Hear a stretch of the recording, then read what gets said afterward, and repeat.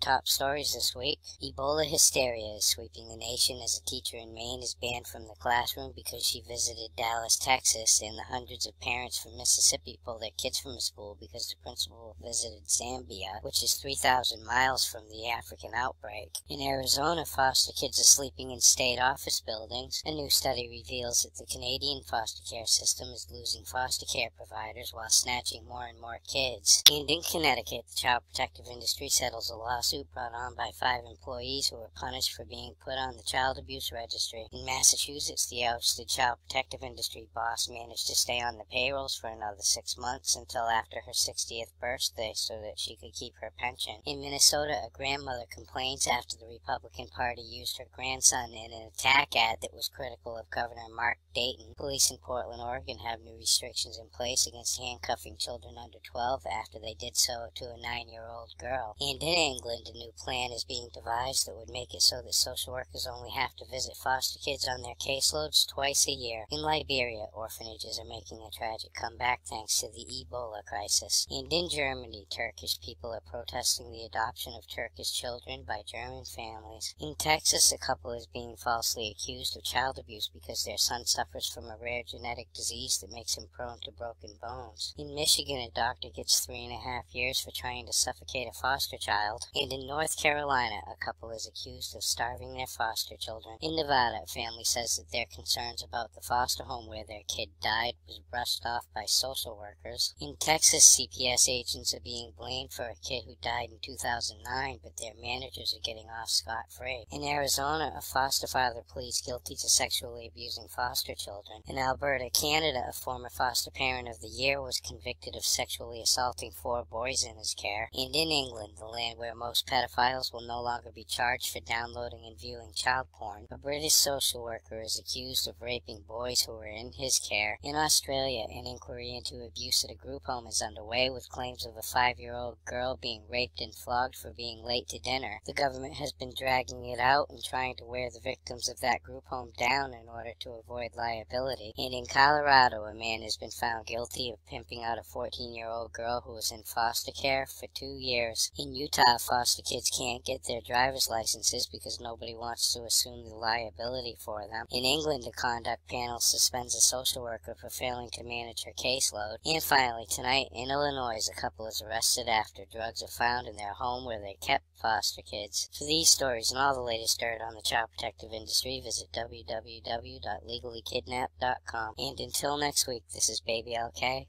over and out.